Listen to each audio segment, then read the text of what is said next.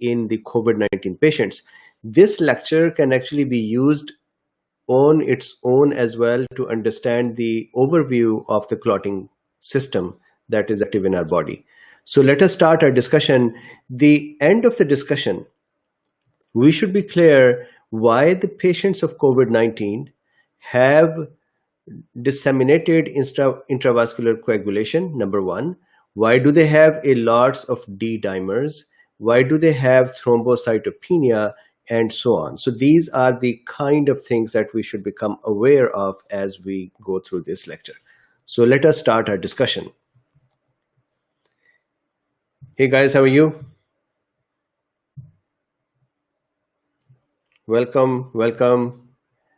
Today is a very, very important topic, and that is we're going to talk about the clotting cascades, intrinsic and extrinsic.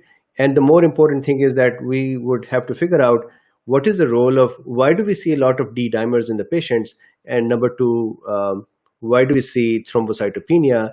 And why do we have the disseminated intravascular coagulation, or at least the tendency towards hypercoagulability in these patients? So we had one discussion done yesterday where we proved that angiotensin II, when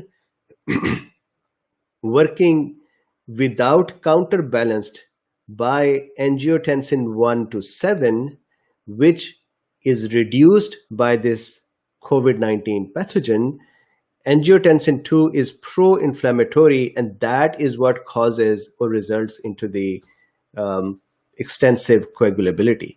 Today we are going to talk about the coagulation cascade and see how that actually works out. So I'm going to share my screen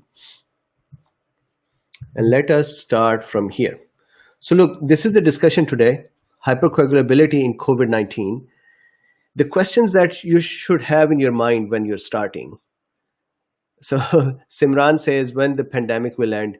So I think that the way the pandemic is going to end is either we'll have a model like Sweden has, where they're saying that other than elderly or people with the comorbidities, they may need to be isolated. The remaining society can continue going on its path, maybe do some prevention and so on. So that is one model. I like South Korea's model more, where they have said everybody wears a mask. The people who can wear a mask, people who are with COPD or asthma, they may not need to and may need to be isolated. But everybody wears a mask, and prevention, social distancing, physical distancing is done.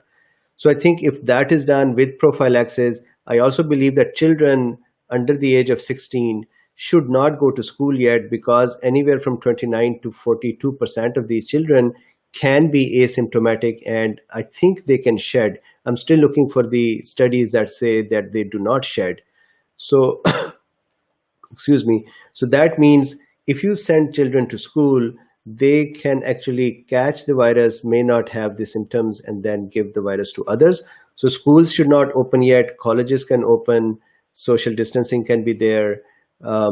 Prophylaxis for essential workers should be there. Masks should be there. And so that is one way to open the society in a safe way. The second way to open the society is when we have the vaccination. The third way to open a society is when we have herd immunity, which may not be very, very easy to achieve in a safe manner. So I hope that answers your question. I want to, wearing a mouse would be fun. Absolutely, Greg. So we're going to talk about the hypercoagulability. Mostly, Carol, the normal answer to this is heparin, fractionated heparin. So that is the answer. So good question right in the beginning. So let's start. Going back there. Wearing a mouse would be nice. I was cracking up as well when I said that. It just tongue slipped. So here, hypercoagulability. The questions that should be in your mind are, why D-dimers? And many of you are aware of it. Most of you are medical students or nursing students or medical professionals or nursing professionals and other healthcare workers, NPs, PAs. So you know them. It is more of a review of these to make sure that we're on the same page. So one question, why do we have D-dimers? What are D-dimers? Then why disseminated intravascular coagulation in a patient of supposedly COVID-19, which should have caused pneumonia? Why are we seeing vascular problems? So this is the thing, that this is just not pneumonia, it is a blood vessel problem as well. Yeah, so Greg, I know that Oxford vaccine may be available soon, so that would be awesome. So then another question, why thrombocytopenia? So these are all related questions. So first of all, let us start with this basic question to be answered, and that is that in a healthy person, why do we not get clotting inside our blood vessels? And if I make a blood vessel here, what we do is we say that when we have a clot formed inside a blood vessel, we call it a thrombus, correct? And if it breaks and the pieces of thrombus become mobilized and they travel through the blood vessel, and probably as the blood vessel divides, depending upon the size of the thrombus, it can go and lodge somewhere down in a smaller blood vessel or artery. This is embolism. So this piece of broken thrombus is embolus. And this process of thrombus breaking down and the embolus or emboli moving out is called thromboembolism.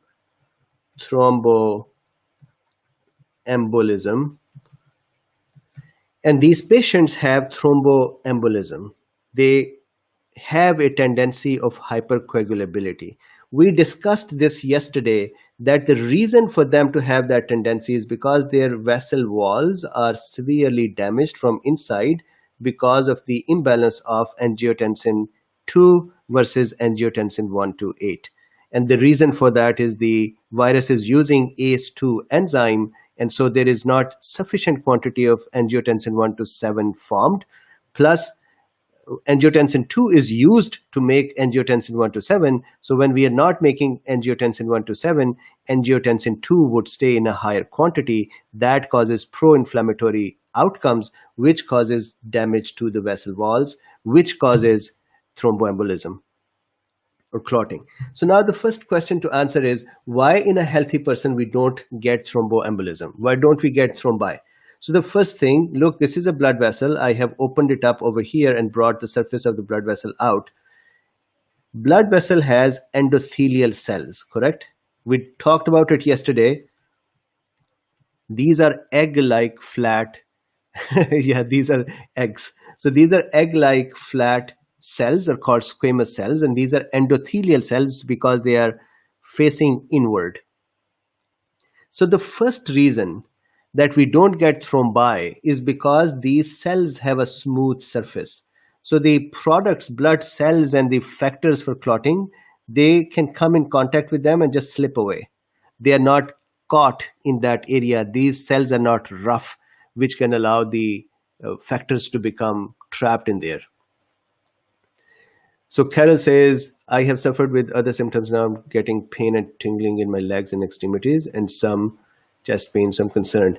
So Carol, the most important thing is to talk with your doctor and see if you need to be on the blood thinners. And if you're already on the blood thinners, then I would suggest that the bleeding time should be looked at, and we should look at the Ddimers. We should so get your blood profile done for coagulation so that you are comfortable that whatever is your state, you know that. And if there is any imbalance in there, doctor can actually increase or adjust the dose with blood thinners.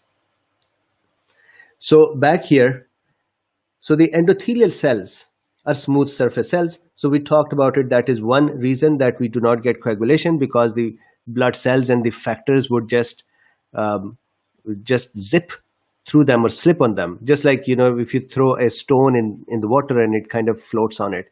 Carol, I'll discuss the tests in a few seconds in the discussion today.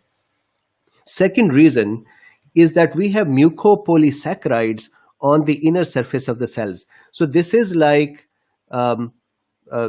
really slippery substance that we coat on top of these cells. So this is also called glycocalyx. This is glucose with proteins that are um, that are pasted on the inner walls of our blood vessels, and that also make them very slippery. It is a very slippery material, the mucopolysaccharide. So there is a pasting of mucopolysaccharides on the endothelial cells as well. So that is another factor. Then is the thrombomodulin. So on the surface of the endothelial cells and in the walls, there are components called thrombomodulins. These proteins would hide thrombin with them. And we will talk about thrombin in a second, but just keep in mind that thrombin is really necessary to make a clot. And so this thrombomodulin keeps the thrombin in check by keeping it, or prothrombin in check by keeping it away from the other clotting factors by hiding it. So thrombomodulin is present as well. And then heparin is present. So under the blood vessels and in the blood as well, so monocytes, for example, under the blood vessel, there are cells called mast cells. And we are, excuse me, I think we are all aware of the mast cells because mast cells are also going to take part in allergic reactions too. Mast cells can release heparin, and they are always releasing heparin in tiny doses. Right? So they're always releasing heparin in tiny doses. This heparin from these mast cells would appear in the blood, and heparin would then, as we would see a little later in the lecture, it would prevent clotting.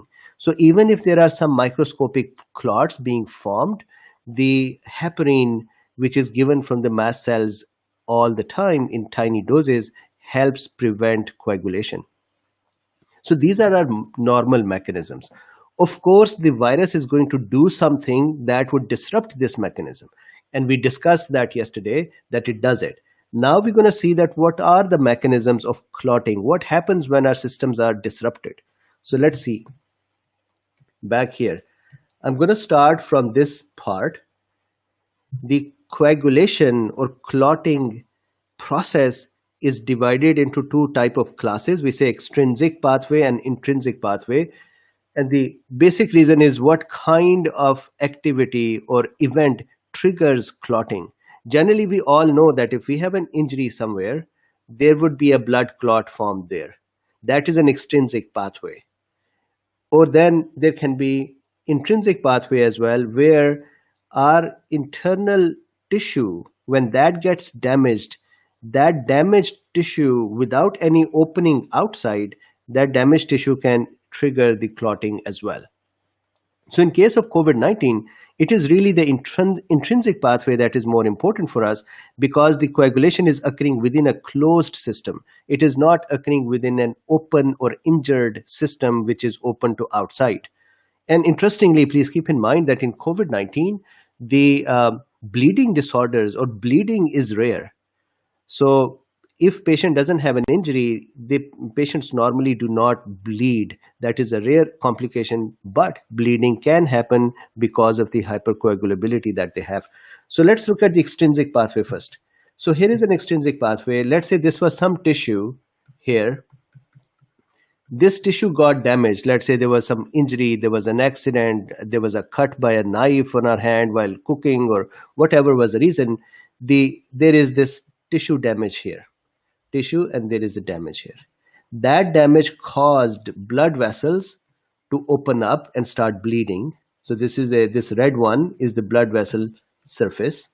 And the tissue over there was also broken into pieces as well. So the cells got broken too. The result of that is that the damaged tissue, they release a thing called tissue factor. Tissue factor is really, if you look at a cell, on the membrane of the cell, tissue factors are attached. Basically, these are the phospholipids of the cell. We all know that the cell membrane is phospholipids, correct? Phospholipids with certain proteins together are called tissue factors. When a cell breaks down, when a cell breaks down, those phospholipids from its membranes, they get released. So here these are. So this is my depiction. So if you see here, this is the phospholipid with some proteins in it, and this is, or attached to it, and this is a tissue factor.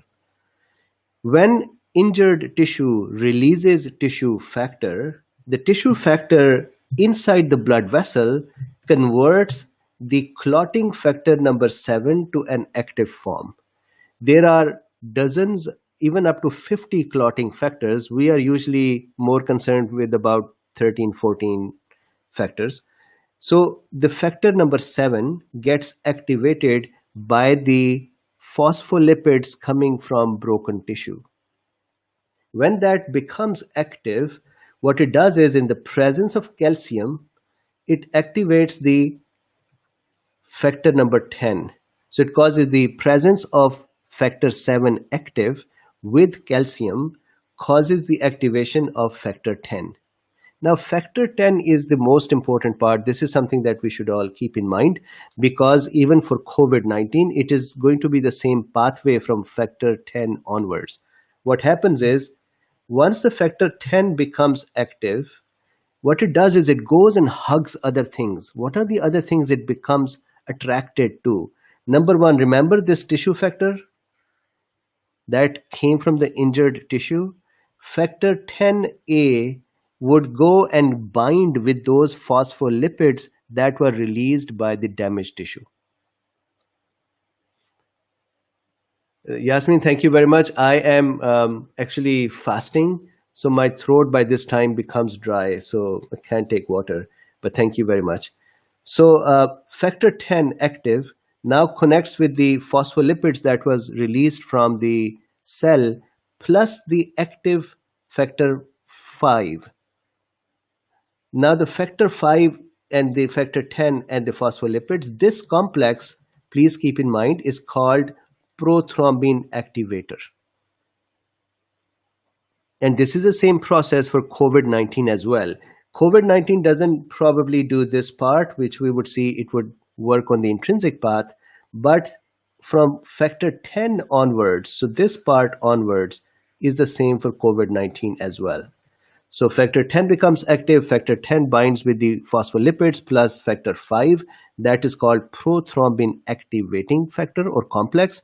This complex, what it does is, we have another protein in our body, it is circulating in the cell, it is called prothrombin. So calcium, other than a couple of, so there is a question from Aslam, what is the role of calcium? So other than a couple of steps in the coagulation, every step needs calcium. So Carol says just horrible. Sorry, Carol, I do not know what you're commenting on. So back here, this active prothrombin activator, it takes up the protein prothrombin, which is already present in our blood system. And what it does is it breaks down or cleaves, as we say, it kind of breaks it into thrombin. And so this little moon-like thing, I am making that as thrombin. So thrombin factor 10 activation eventually, yeah, COVID-19, Carol, I totally agree with you. COVID-19 is such a clever virus. It is acting on the clotting system. It is causing vessel damage, which then causes the clotting system to become active. It is causing pneumonia. It is causing upper respiratory tract infection. It is causing acute respiratory distress syndrome. It starts with the atypical pneumonia, then converts into typical pneumonia, then becomes acute respiratory distress syndrome, then becomes septic shock, then causes death. In that process, it causes the heart failure, it causes kidney failures, it can connect with GIT and cause GIT disturbances. So it has a slew of activities that are weird.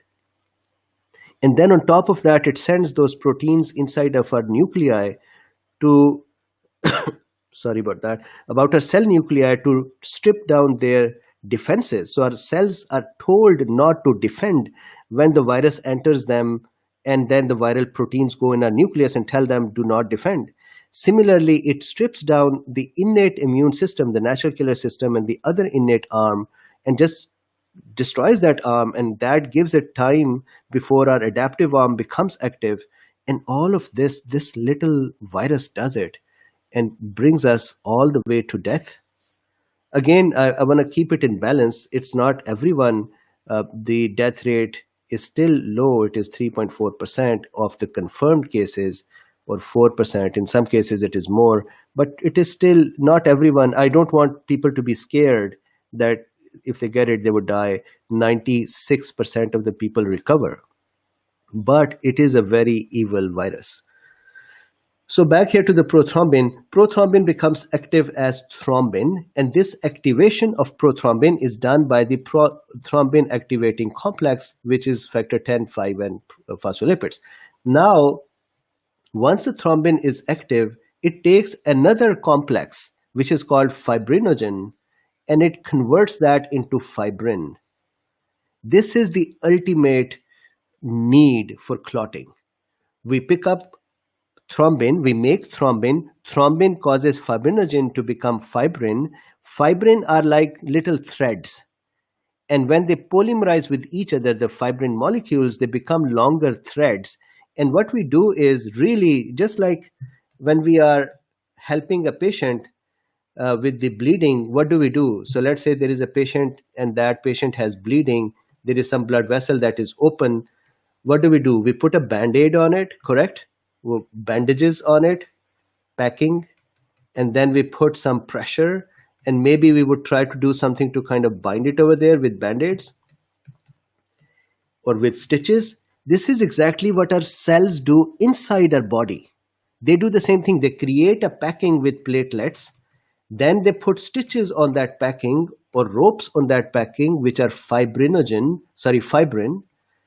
and then they connect them.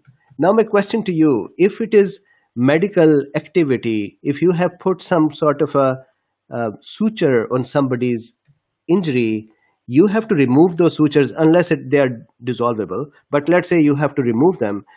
Who would remove the sutures that are inside our body? So keep this in mind that once we have the packing on the injury, and injury needs to, now injury is stopped, it's not bleeding. At some point, we have to remove that packing, and we have to think about how would that happen. So keep in mind that one point. So now we have gotten the fibrin active. So I'm going to go here for a second and talk about, so this is the point in time where we will discuss the D-dimers. That why do these patients have higher amount of D-dimers, and where do D-dimers come from? So look, this is one molecule of fibrinogen. What does it have? It has an E component, two D components, and some polypeptides, these red ones. So this is a fibrinogen. Imagine there are multiple fibrinogens. One is here, another, and so on. So there are multiple fibrinogens present. Now what's going to happen is, because we have thrombin that has become active because of the prothrombin activating complex, thrombin is going to take away these red lines. So notice I'm going to remove the red lines from this diagram. So thrombin cleaves away, takes away about 4 polypeptides from the fibrinogen, which converts every fibrinogen molecule into fibrin. Once the fibrin is present, what happens is that these D, so please keep in mind that there are 2 Ds with every E. 2 of the Ds from each other molecules, they develop bonds with each other. They become friends with each other.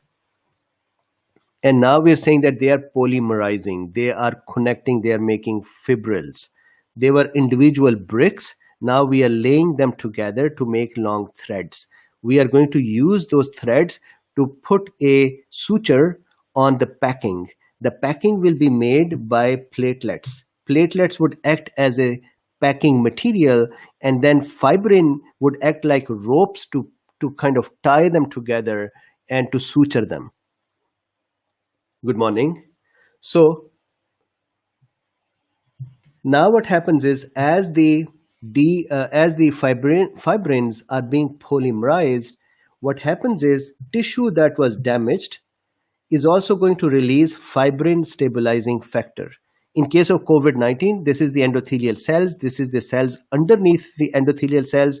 This is the inflammatory cells. The damaged tissue in there is going to start releasing fibrin stabilizing factor, or factor 13. Factor 13 becomes activated by thrombin. And we know that we have thrombin here, right? So what factor 13 does is, so let me finalize the polymerizations here. So let's say this is a polymer. What factor 13 does, I'm going to make it in red, it causes cross-linking. It is one line. It causes cross-linking of the fibrils. Why is this important? Now, let me tell you what a D-dimer is. Look, a D-dimer means two Ds that are dimered, that are connected. If we take this molecule of fibrin and we take this molecule of fibrin and this molecule of fibrin, we will cut away, we will cut away this part. So we are taking E from this fibrin, we are taking this D from this fibrin molecule, and we are taking this D from this fibrin molecule. So we are taking three molecules from three different molecules of fibrin, and we would then cut them out. And this is how our clot will be dissolved later on. So clot is formed by these fibrils. So if I go in here, let's say this is our platelet. This polymerized fibrin or ropes of fibrin are going to bind the platelet into this area. So you can say that this is not only suturing, but ropes to bind the packing as well. We also know that this polymerized fibrils, they are cross-linked as well. And that cross-linking was done by factor 13 in the presence of thrombin. Now here is the funny thing. This is such a cute thing. Our body knows, no problem, Ahmed. Our body knows that at some point this packing needs to be removed from here. At some point these ropes need to be removed. These sutures need to be removed because the healing or the repair would have occurred underneath. So what happens is this tissue, look at this, how smart our body is. This tissue, the broken tissue on which this packing and ropes are there, it starts releasing something called tissue plasminogen activator, TPA, tissue plasminogen activator. And it starts releasing it right at the time of the injury. But the amount of the tissue plasminogen activator release is very tiny. It's a slow amount. And why is that interesting? This is interesting because of this. When these ropes are being formed, these fibrin ropes, and the clot is being formed, in the clot, so please, this is like an excellent doctor point. In the clot, couple of things are adsorbed, meaning they are taken up. Number one, the thrombin, 80 to 90% of the active thrombin is used up and trapped in the clot. Why do we do that? Remember, when thrombin is active, it starts clotting. And now if we let thrombin stay in the blood circulation, it is going to go everywhere and keep starting the clotting process. We don't want that.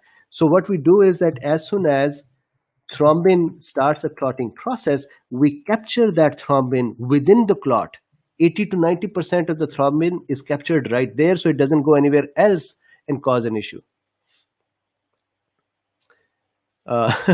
So, dear Dr. Cuff in your elbows, yeah, thank you very much. I hope you're not seeing me, but yeah, thank you.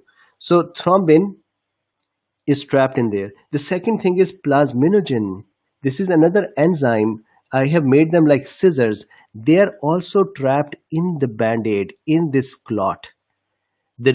Isn't this cute that our body actually puts the scissors with the packing? So then tomorrow, 2 days, 3 days, 5 days, 10 days later, these scissors will become active and will cut the clot and dissolve it. We just have to send them a signal, these scissors, that, hey guys, please become ready and start cutting the clot.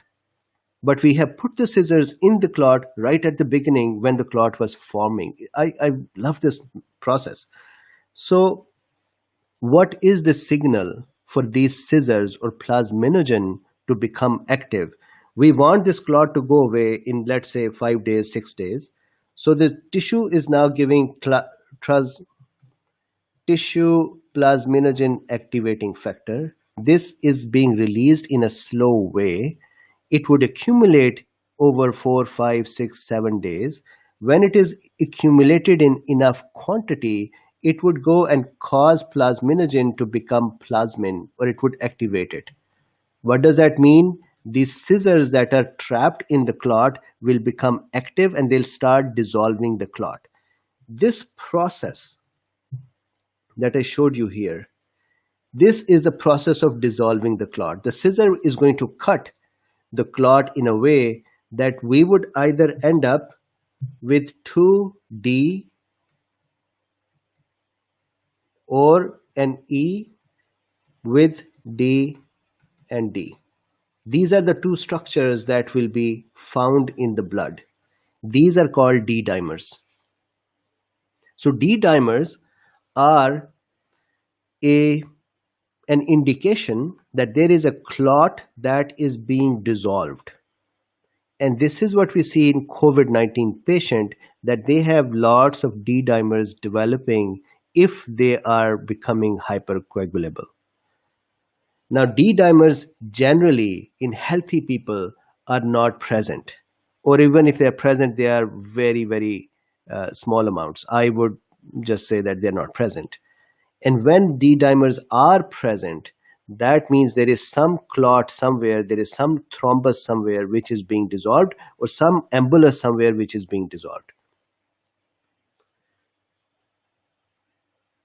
Yeah, so Carol, this is a very good question. So Carol is saying, what happens if the clot travels from the leg to the heart and to the brain? So look, from the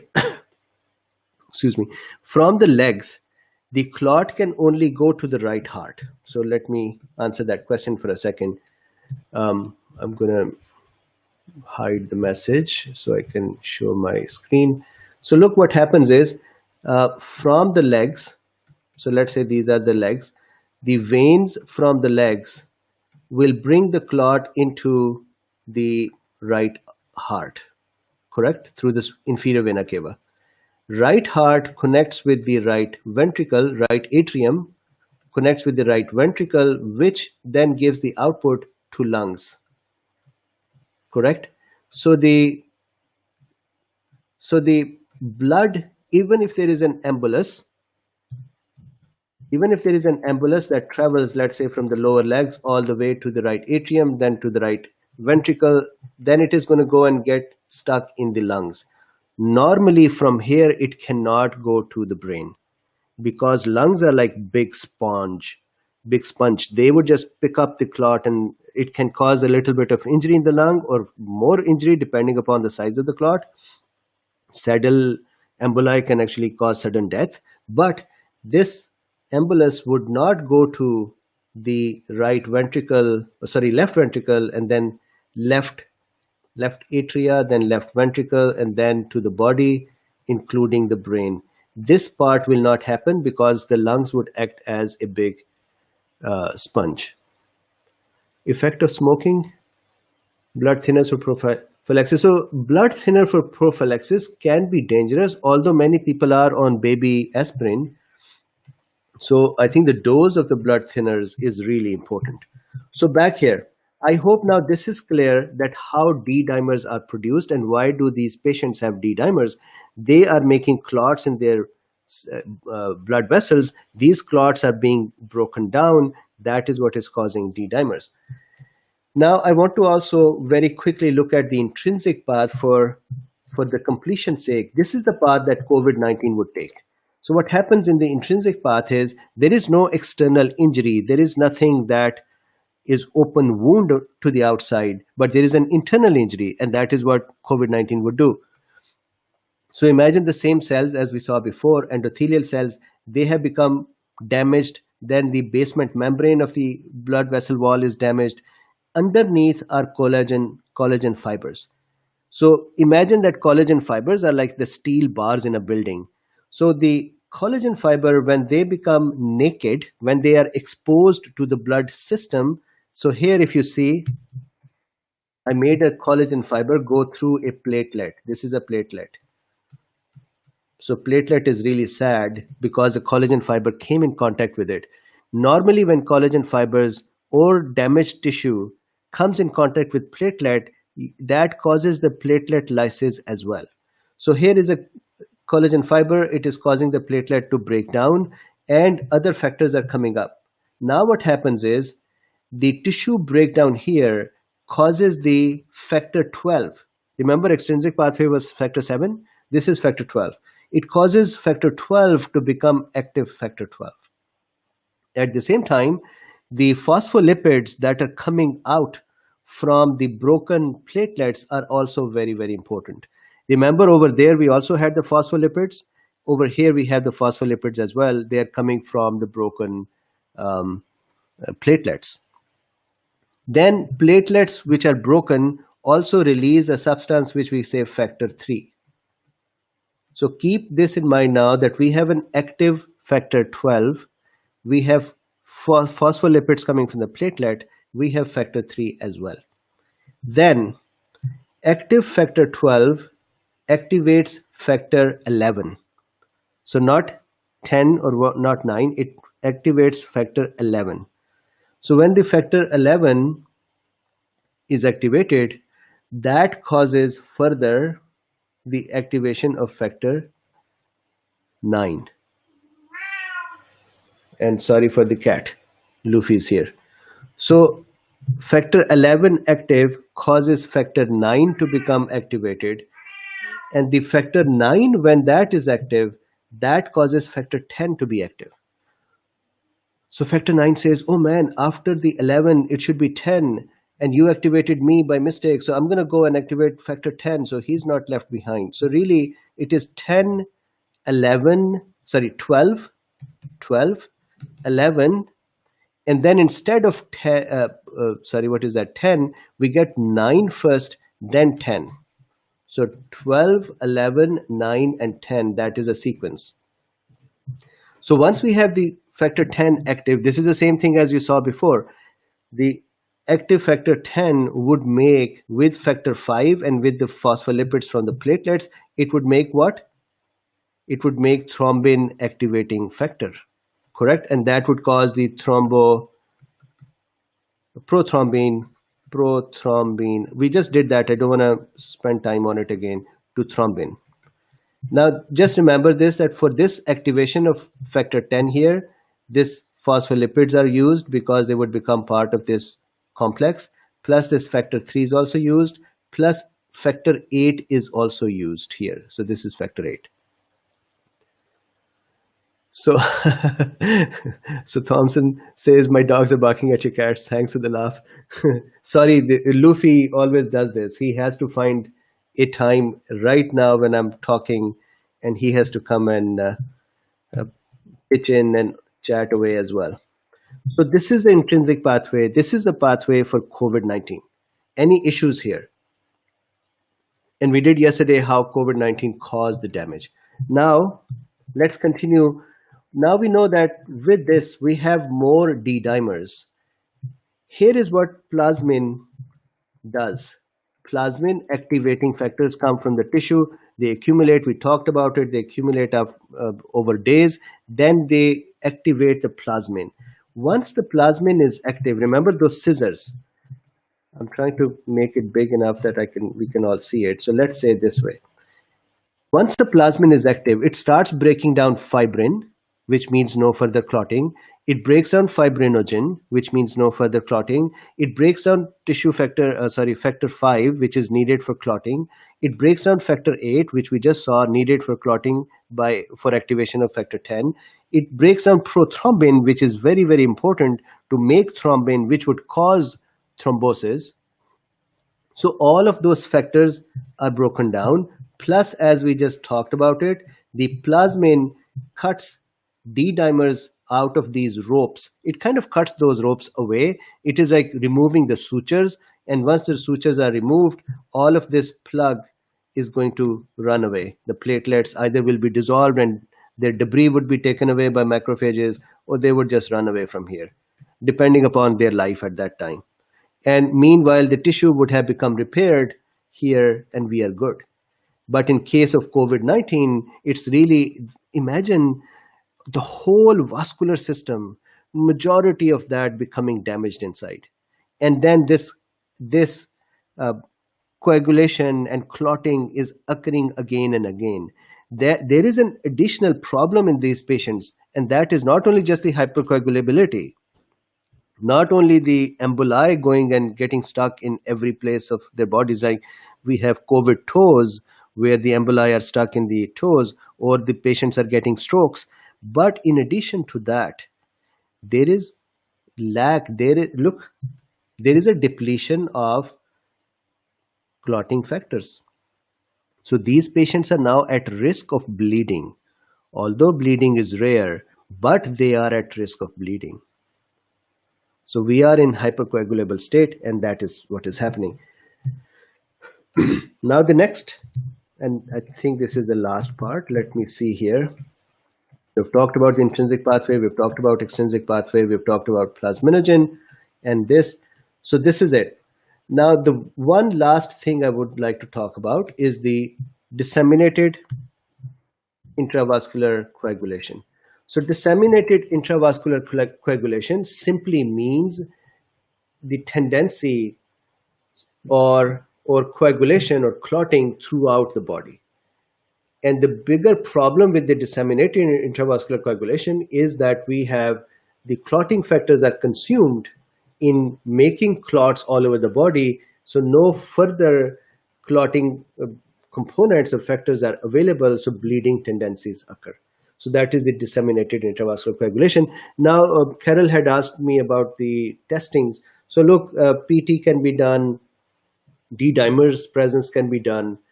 Then what was that? There was heparin. If heparin is being given, then PT and other bleeding times can be done. But D-dimers can be done to understand if the clotting, intravascular clotting is going on. But my thinking will be this. Intravascular clotting can actually cause issues by the emboli getting stuck in the blood vessels, which would cause pains, which would cause bruises, which would cause hemolysis, which would cause tissue ischemia. And that is not something that if I'm sitting here and I say, all right, I am having intravascular clotting, I am not. And if I do have it, I'm going to have some severe issue, a stroke or ischemic coronary disease or some hemolysis somewhere or ischemia somewhere or COVID toes and so on. So Carol, generally, if you're okay, then you don't have the clotting, but the virus, when it is present and becomes severe, predisposes the people to more clotting. So that is the discussion today. I have tried to make sure that with yesterday's lecture, this lecture becomes a part and we understand in depth how and what is wrong when COVID-19 is active.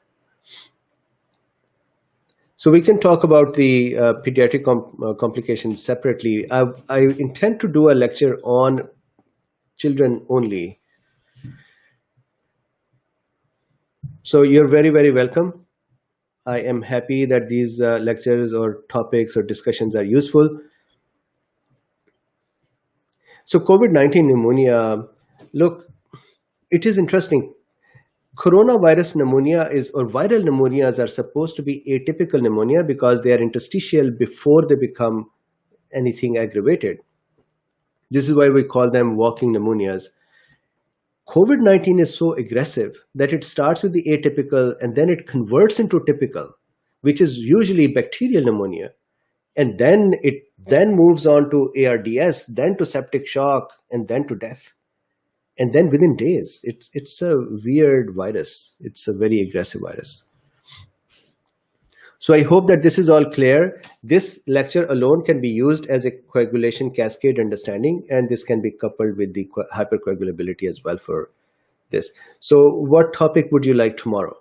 We have done the hypercoagulability. Would you like to discuss children and the COVID-19 in them and what are the mechanisms going on there? That is one possibility. Would you like to talk about the vaccines or the tests that are coming out? We have done that once before as well. Nicotine patches, we can talk about that. Yeah, we can. We've talked about diabetes and COVID-19. We have not talked about asthma and COVID-19.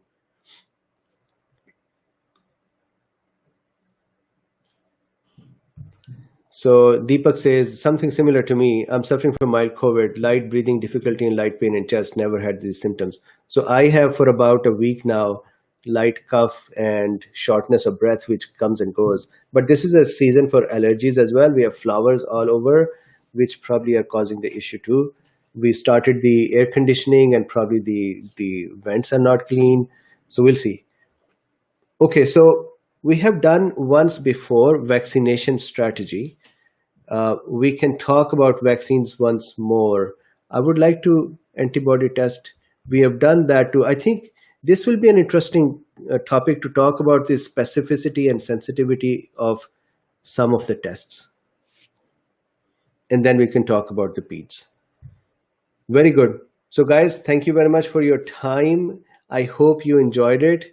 And I enjoy it. I prepare for these lectures during the day, and I enjoy making these little cute diagrams and trying to make sure that we can discuss it.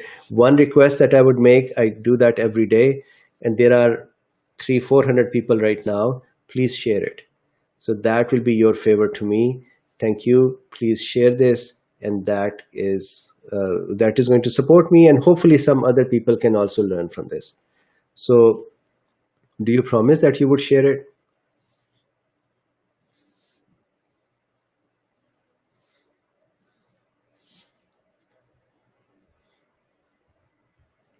Thank you. Ramadan Mubarak to you as well, Yasmin. And share it. Please share it. All right. So let's see what is here. Fever, dry cough, and shortness of breath are the big threes. Otherwise, if you have extreme shortness of breath, yep. So luckily, I don't have fever. Correct.